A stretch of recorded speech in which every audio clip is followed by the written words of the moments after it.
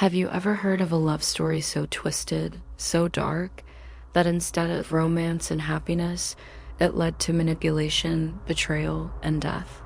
This is the chilling story of Martha Beck, a woman whose desperate search for love made her one half of one of the most notorious killer duos in American history, the Lonely Hearts Killers.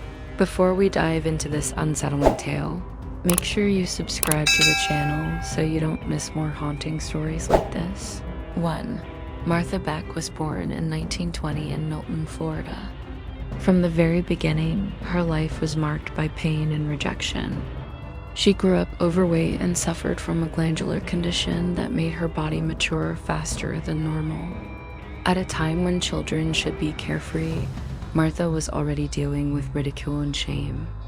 Her classmates bullied her relentlessly, mocking her appearance, and her home offered little comfort.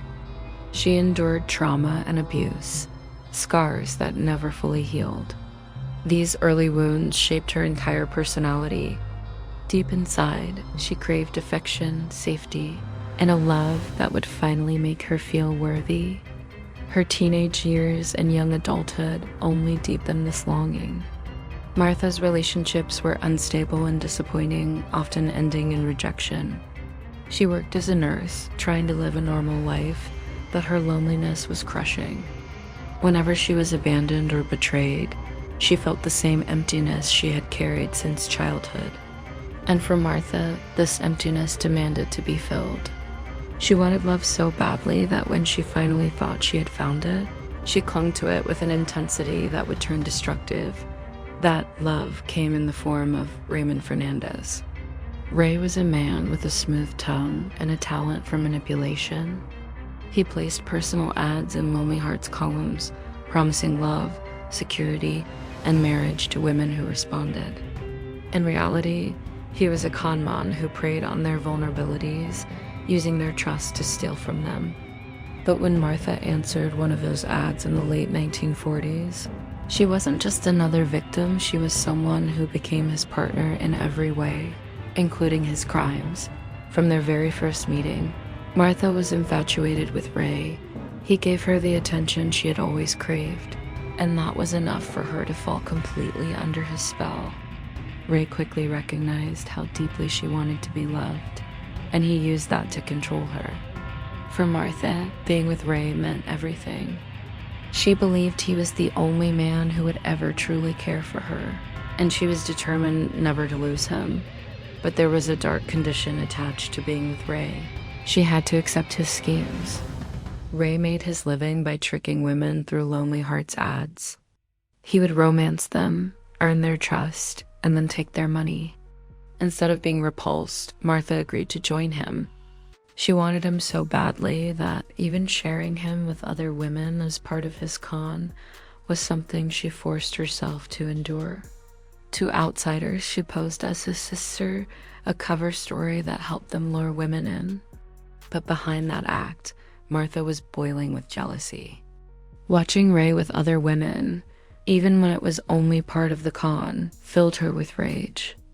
And that jealousy soon turned into something far more sinister.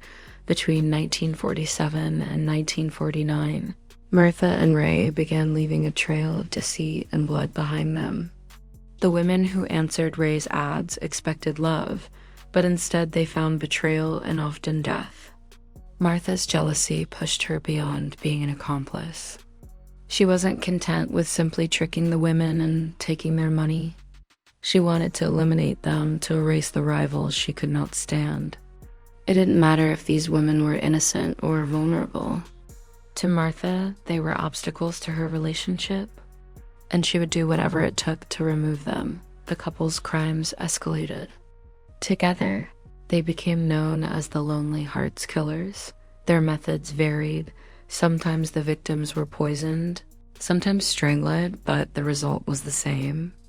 Women who thought they had found companionship instead faced betrayal and death. Even a child was caught in their deadly web, showing just how far their cruelty could go. What made Martha's role especially chilling was her mindset. She didn't see herself as a monster. In her mind, she was simply proving her love. Each crime was, in a twisted way, a declaration that she belonged entirely to Ray. For her, murder was not about hate, it was about loyalty.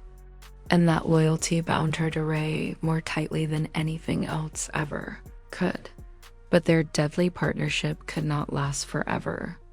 In 1949, their downfall came when investigators began connecting them to the disappearance of one of their victims. The police unraveled the trail they had left behind, piecing together the truth about their schemes.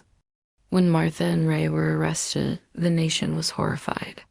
Newspapers turned their story into a national spectacle, portraying them as a twisted couple who had turned love into a weapon.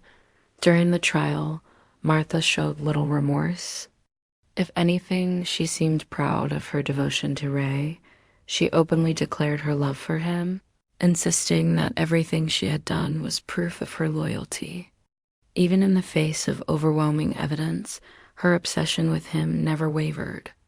It was as if the murders themselves didn't matter, only her bond with Ray did. The jury saw it differently.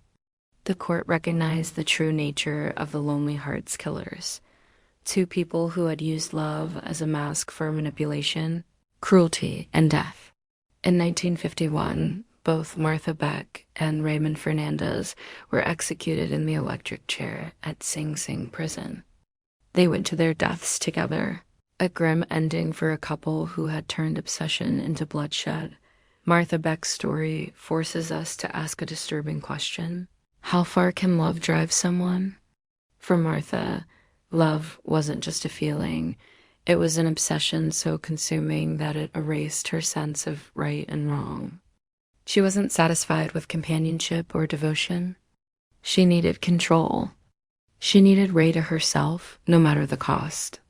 And the cost turned out to be human lives. Her tale remains one of the most haunting reminders that sometimes the most dangerous thing in the world isn't hate, it's love. Twisted into obsession, Martha Beck didn't kill because she hated her victims. She killed because she loved someone too much. And in that love, she lost herself completely. If you found this story chilling, don't forget to subscribe to the channel. There are countless more stories of obsession, betrayal, and darkness waiting to be told.